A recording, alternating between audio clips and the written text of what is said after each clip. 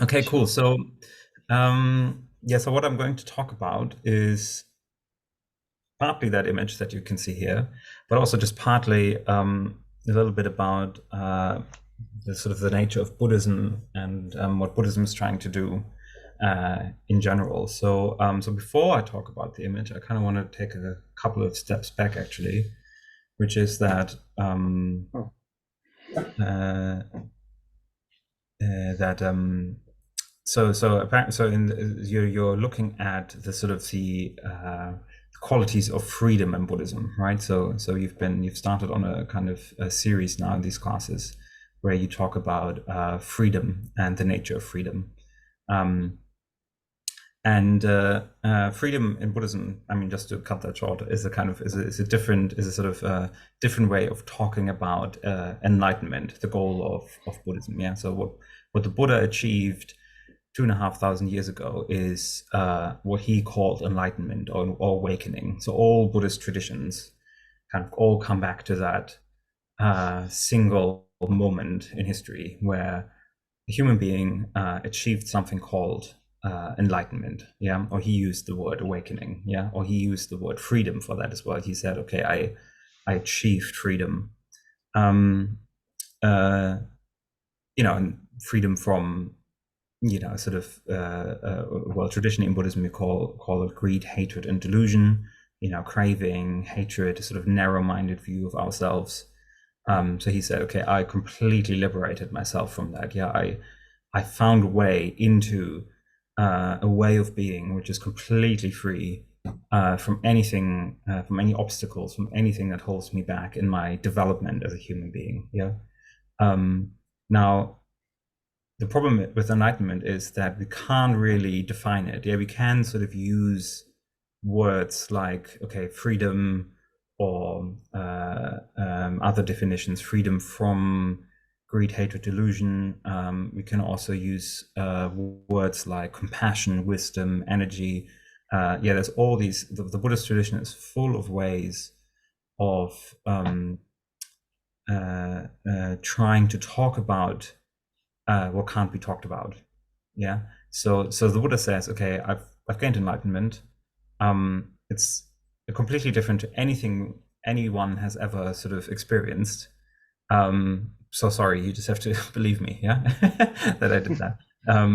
So the Buddha, so the problem with enlightenment and with Buddhists is that even Buddhists don't know what enlightenment is. Yeah.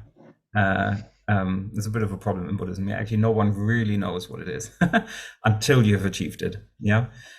So the Buddha has tried to find ways of talking about enlightenment in a way that people can understand. Yeah. So he thought, okay, I've made this amazing discovery. How can I make sure that people understand and also follow me and have the same experience as I have? Yeah. So you could say that the whole of Buddhism is just different attempts at communicating this experience. Yeah. So the whole of Buddhism is different attempts at communicating this experience and the way that leads there. Yeah, the way that leads to human development or that leads to enlightenment. So anything. So that's why Buddhism is actually full of different methods that lead to enlightenment. Yeah, I mean, for those of you who are living in Japan or know a little bit about Japanese Buddhism, I mean, I encountered Buddhism in Japan. So Japan is the country where I got interested in Buddhism, and you've got at least, oh yeah, we can look at the image later. You've got at least well, there's 13 major schools in Japan. Yeah, 13 major Buddhist schools in Japan.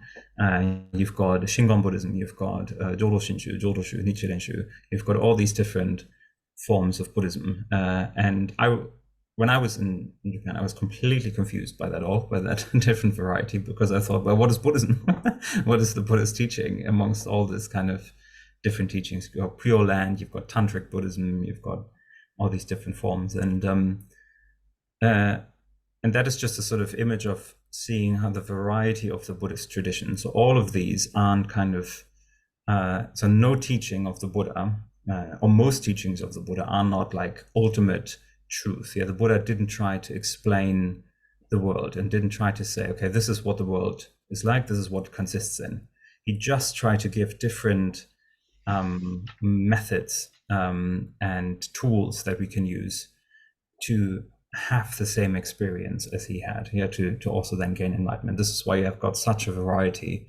So all of these different forms of Buddhism that we can encounter today just give different tools towards the same sort of enlightenment, the same sort of ways there. But even in the Buddha's times himself, he used different ways of trying to communicate how to gain enlightenment. So, for example, what was very popular back in the day was he was trying to, he was describing enlightenment and the way to enlightenment just in forms of negatives. Yeah, he would just, so if you look back into the Pali Canon, which are one of the earliest Buddhist scriptures, you will read mostly words which are kind of, where he's saying, well, enlightenment is not that, is not that, is not that. Yeah, so for example, I already mentioned a few. Yeah, he says enlightenment is the cessation, so that means the ceasing, the complete stopping of craving, of greed, of ignorance, of delusion, of a kind of wrong views. It's a complete ending of the sort of the wheel of life, of suffering itself. Yeah, it's the complete ending of suffering. So he used a lot of not words, which are helpful, but they're sort of not perfect in themselves. So they're not definitions of enlightenment itself. So they can be, they're very good in order to know what is not. But I mean that sort of that way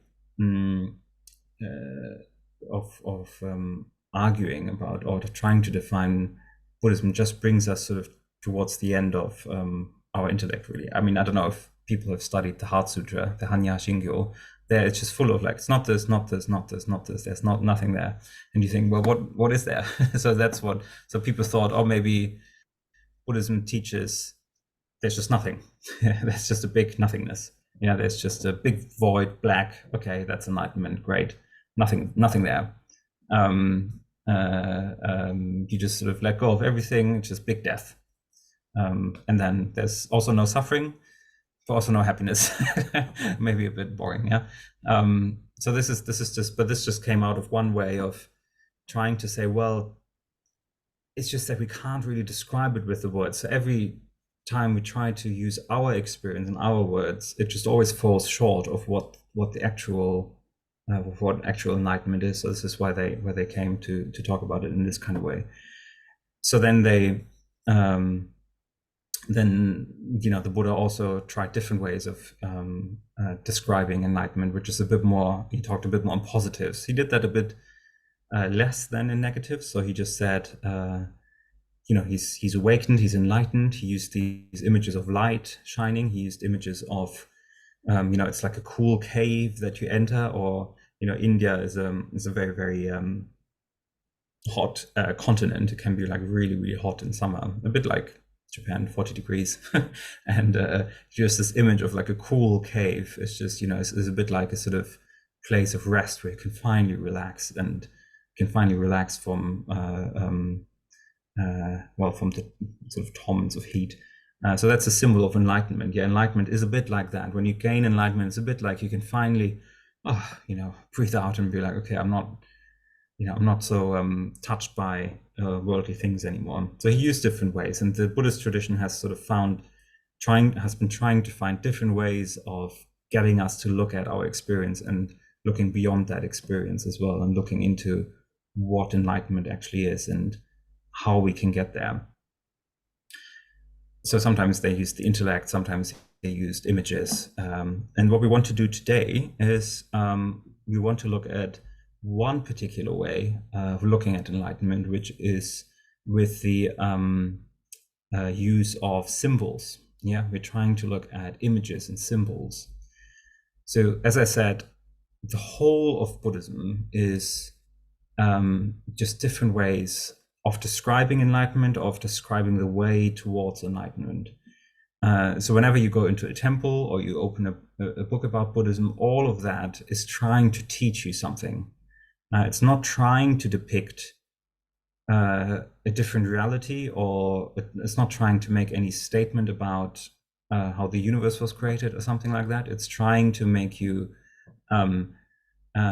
see beyond that what you're seeing right now. Yeah, it's all a sort of tool. Yeah, it's all just a sort of it's just an image. It stands for something.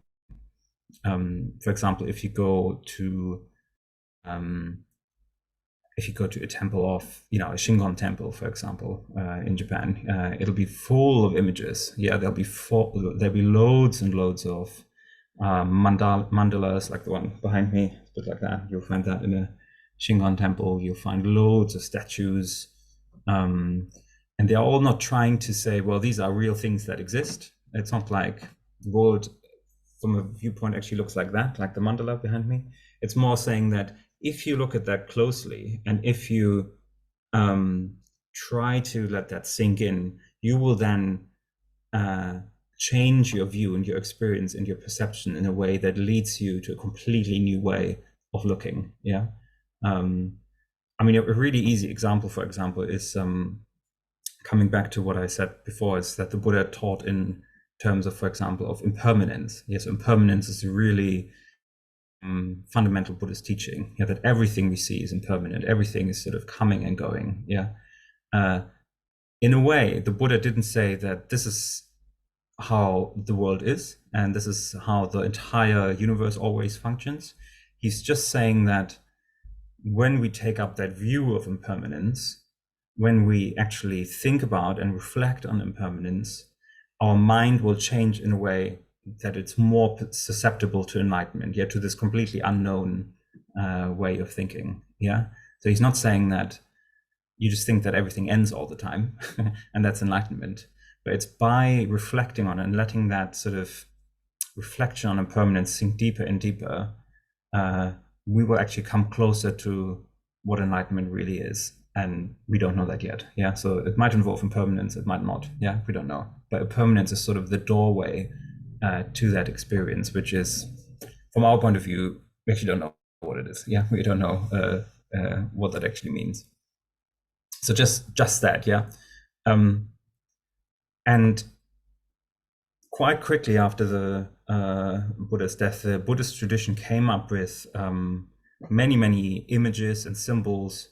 And I think one of the reasons why they did that is because, well, as human beings, we're quite complex. Yeah, we can be quite difficult. We're quite multi-layered. Yeah, so sort of having just concepts and teachings, that's good. Yeah, that they speak to our intellect, they speak to our understanding.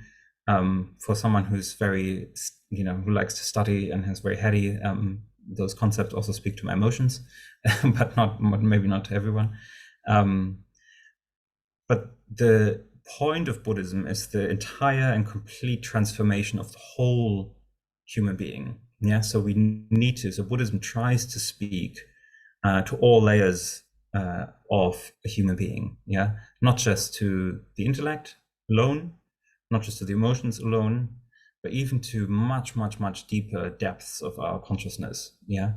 And one way it does that is through symbols, through statues and mandalas and images. So quite quickly, the Buddhist tradition started to depict the Buddha, started to depict Buddhist teachings, because they move us in a much deeper way than just if it just kept saying impermanence. Yeah, that would be very interesting, but it wouldn't move us to actually practice, to actually think about the Buddhist teachings on a deeper level.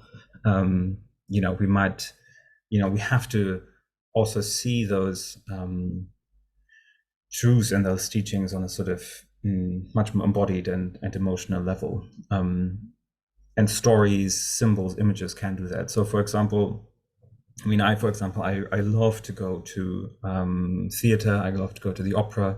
I'm really looking forward that when I'm going to Tokyo, I'm going to go to the Kabuki-za and watch some Kabuki. So I'm really into that. I'm quite nerdy, but anyway, it's not for everyone. but there you can also see there what theater and what kind of what those actors are trying to do is they're trying to show an essence of what it means to be a human being and what it means to have a certain emotion. They're trying to find the essence of that emotion, of that humanity, and try to sort of portray it in an essentialized sort of way. Yeah. So if you, for example, if you go to kabuki, yeah, let's just use a Japanese example because this is Triratna Tokyo. You know, you see those actors having really worked and essentialized at portraying different emotions and portraying a quite sort of unique emotions and multi-layered emotions in their dances, for example. Yeah. You know, emotions like grief, you know, loss, sadness, revenge, even, and they managed to sort of really find the essence of that, how to portray that, and how to bring that, how to awaken that in us, so that we can feel with them, that we can feel that kind of empathy. And it's the same way with Buddhist symbols, just that Buddhist symbols have managed to essentialize what it means to be enlightened in an image, so they're almost, Buddhist images are almost like sort of actors on the stage trying to enact what enlightenment means, what the enlightened emotion is like. It's a bit more removed maybe than a nice kind of I don't know, than just like being in love or wanting revenge for, I don't know, your murdered husband or whatever. But so maybe a bit more difficult to actually always be able to read Buddhist imagery, but in the same way, it's quite analogous. It's quite similar to that. They're trying to find a way of communicating and also awaken those experiences and those emotions and those understandings within us. Yeah, it's almost like actors in front of you. Yeah, so that may be a bit as a kind of introduction to Buddhist imagery. Let's look at the image itself. So we've got one, bam, okay, it's just me again.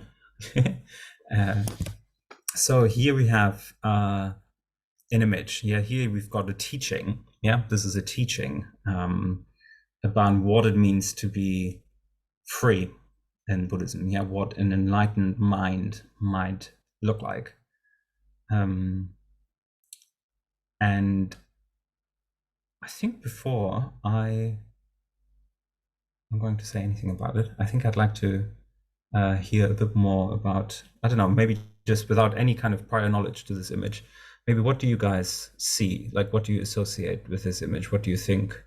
Or just what do you see? Like, what's the first thing that that springs to mind? And what do you think could be the meaning of it? Like, I just want to hear a bit from you guys. What do you, I don't know, what do you associate with this image? Does it look good? Does it look boring or interesting, or what could it be? Just I can't see anyone, so I don't know how to do this.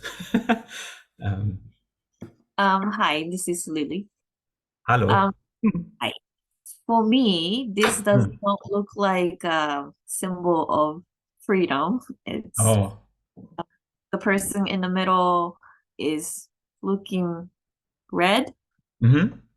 and then I don't know, image of I don't know. It just looks a bit scary for me. Mm. Well, freedom can be scary, huh? Yeah. No one's telling us what to do. Yeah. Love to Interesting. hear the meaning of it. Mm-hmm. Okay, so red, scary, not so free, maybe. And oh, Susanna here. Yeah. Yeah, the green person. Yeah, Oh. yeah, below. For me, it kind of like looks like is the red person like being liberated. Yeah, Hmm. used to be. Is yeah. It's like Hmm. from green she turned to red. Yeah, and Mm-hmm. it's been liberated. Yeah, she's Hmm. kind of looking upwards, so maybe she's going up to freedom. Yeah. Mm-hmm. Mm-hmm. Mm-hmm. Mm-hmm. Mm-hmm. Yeah. Anyone else as well? Other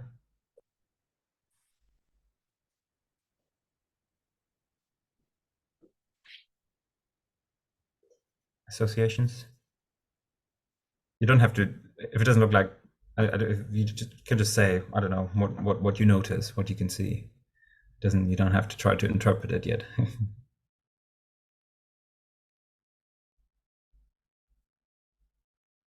Oh yeah, that's better.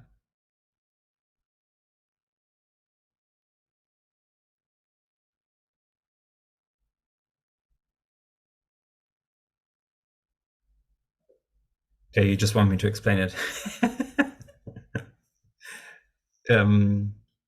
Okay, so that's interesting. Yeah, so what you guys have been saying is already very good. So what we see here is what we call a Dakini. Yeah, a Dakini.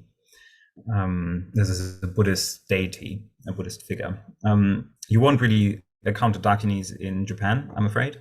They come more from Tibetan Buddhism. You find them more in Tibetan and Indian Buddhism usually. And they have a variety of meanings. So sometimes they're also called sky dancers. Yeah. So you must imagine that the Dakini is she lives in space. Yeah, she lives in the sky, in the blue sky. So just imagine like a really bright blue sky, just space, completely like that. Yeah, there's nothing, there's no earth, there's no mountains, there's no houses or whatever. Yeah, there's just the complete blue sky of space. Yeah, that usually is an image for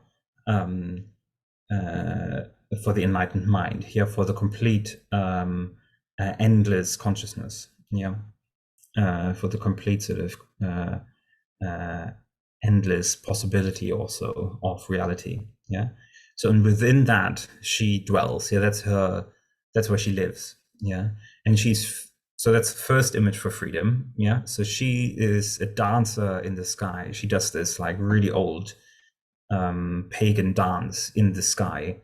And she can move wherever she wants. Yeah, within that space, she can move upwards, downwards, left, right, wherever she wants. She can move at any rate, or she could just stay still as well. Yeah, she could just not move at all. She's free to do whatever she wants in any direction, go in any direction she wants.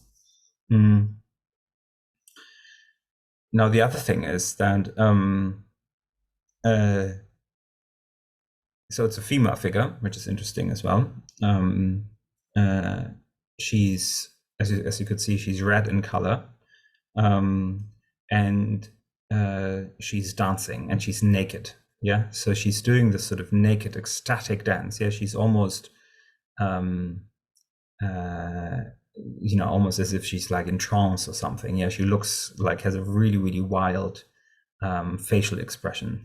So this, by the way, this painting is from an English author member. Yeah, so this is a bit of a non-traditional form of painting the Dakini. So he's called Aluka, and he's done loads and loads of different paintings. So the story goes that so why she's important in Tibetan Buddhism is that the figure that's above her is called Padmasambhava. Yep, that guy. He used to be, or he was like a Tibetan guru, like a Tibetan. Well, he was Indian, but went to Tibet. He's a very, very important teacher in Tibetan Buddhism, and he is said on his journey to enlightenment, he is said to have meditated on the cremation grounds of India. Yeah, so the burning places where it's a bit like graveyards, but in India you burn the dead people, you burn corpses. Yeah, and on those, so they're called cremation grounds, where the corpses, the dead people, are being burned. Which generally in Indian mythology is a place for ghosts and spirits, and so it's very spiritually kind of alive. And while he was meditating there, he was visited by all these Dakinis. Yeah, so the Dakini, the red figure, she lives also on or above these cremation grounds. Yeah, she's sort of set free in these cremation grounds. And I think what that means is that, well, first of all, she's not afraid. Yeah, because cremation grounds, cemeteries can be very scary places. You don't know what you're going to meet there. Yeah, there's ghosts, there's spirits. It's a bit creepy maybe, but not her. Yeah, so she's not afraid at all. Yeah, so the first thing we can learn from freedom is that freedom is always is accompanied or comes out of a fearlessness, a courage. She's completely. She doesn't care like what she's going to meet. Yeah, she's just going to meet that with full courage. So that's the first thing we can see in this image. Yeah, so this is a bit the background. She lives in these cremation grounds, and she's also not afraid to face impermanence. Yeah, so for example, in this image, you can see that there's a lot of symbols of death in there. Yeah, so for example, she's got the 5 skulls on her head. She's got a skull cap in her left hand, like a half skull here. She's got like a garland, like a necklace of heads. She's got 3 heads on her spear.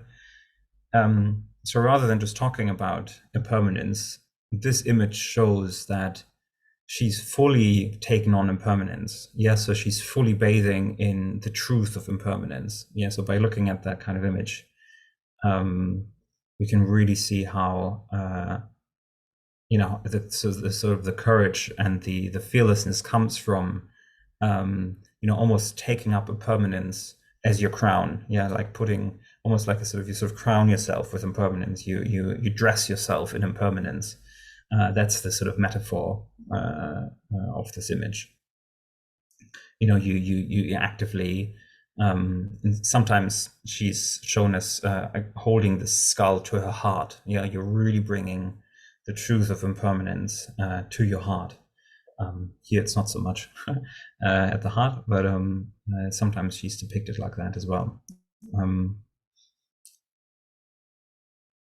Yeah, so you've already got like traditional Buddhist teachings, but like depicted in an image that can speak to you. There, for example, there's meditation practices in Buddhism where you visualize yourself as one of these deities. Yeah, there's a practice we do as order members where we actually visualize ourselves as the Dakini. Yeah, as a being who's just completely fearless, completely face to face with the truth of impermanence. Yeah.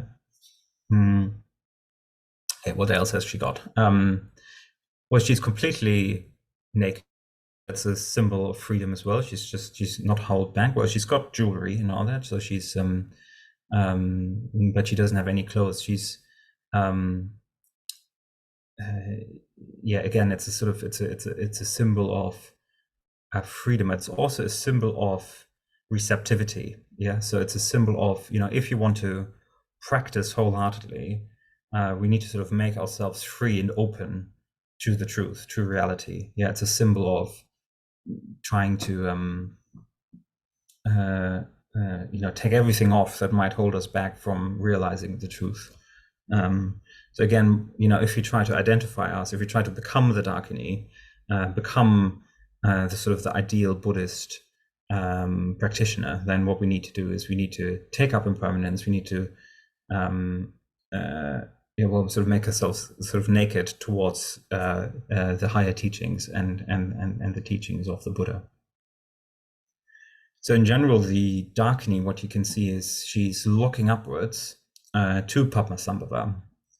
So Padmasambhava is her teacher. So Padmasambhava, while he was sitting on these cremation grounds, while he was visited by the Dakinis, he became their teacher. So the Dakini, this symbol, is sometimes also a symbol for like the ideal student, the ideal disciple, the ideal practitioner of Buddhism. Yeah, because she's completely ready to receive whatever teaching she's going to get from her teacher. Yeah, and she's looking upwards. So sometimes we talk about the Dakini in terms of transcendental spiritual receptivity. and inspiration as well. So she's a bit like a sort of muse as well for in Buddhism. So a muse in Greek tradition are kind of, you know, the ones who inspire artists. And because she's so receptive to her teacher, she's sort of the symbol for inspiration. Yeah, she's completely inspired, and the teacher doesn't stand so much like above her. Doesn't stand so much for how do you say? Well, the teacher as a person, but more like about he's sort of just a replacement for reality, for Buddhist teachings, for enlightenment. So she's completely entranced by by Buddhist teachings, yeah, by enlightenment. So that's why she's sort of gazing upwards. Yeah, and as Susanna said, you know, she's sort of standing on this green figure, which, yeah, I really like that image of, you know, she's sort of almost growing out of that, almost like the green figure is her past self, and the red figure is her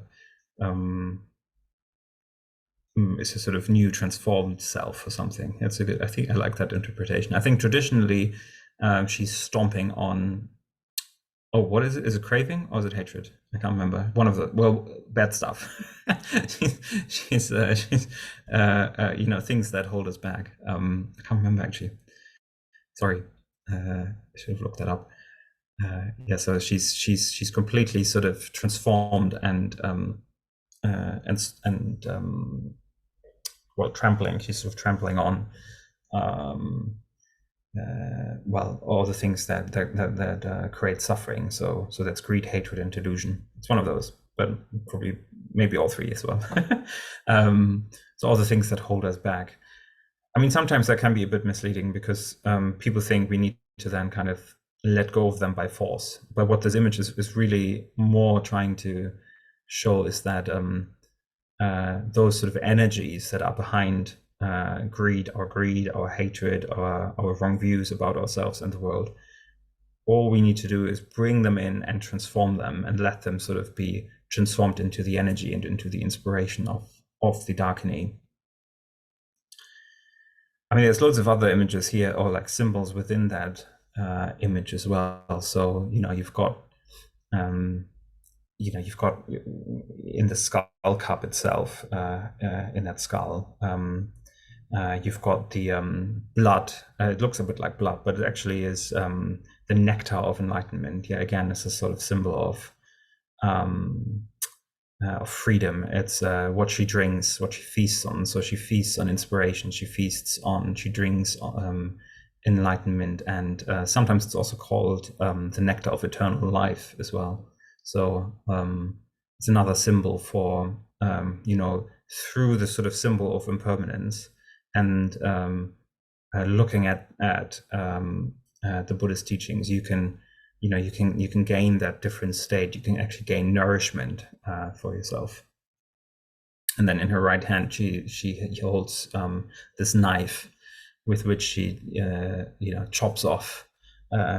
She cuts off all the obstacles. She cuts through all distraction, all the things that hold us back. So through sort of looking at all at art like that, we can kind of let we can start to understand what this is trying to teach us. So the Dakini is trying to teach us different things. She's trying to teach us impermanence. She's trying to teach us inspiration. She's trying to teach us receptivity. She's trying to teach us. She's trying to give us that sort of glimpse of what freedom means in Buddhism. That sort of freedom of any obstacle. Freedom in Buddhism is a freedom of anything that holds us back, freedom of anything that makes us small, like that green man down there. It's a freedom that is expansive. Yeah. So I don't know, maybe you can sort of start to see how a Buddhist imagery works. So I mean, you do need a bit of a map to read it. It's not always so clear. But there's sort of multiple teachings within one image, and if we reflect on that, if you can sort of let this kind of this imagery speak to us. These kind of teachings can kind of sink down to a deeper level. So the Buddhist tradition has come up with different meditations where you visualize different Buddhist deities. So as order members, we take up these kind of meditation practices, and you visualize, you try to identify yourself with these beings, which sound a bit, they look a bit weird at first, but the more you sort of get into that, the more you can kind of let the qualities that they embody speak to you. Yeah. And then one day maybe we will become a Dakini, become free, become able to move wherever we want internally, maybe with our mind. We become able to cut through obstacles. We might be able to become inspired. We might be able to take up that crown and that garland of impermanence. It's not just an idea for us. It's a real felt truth.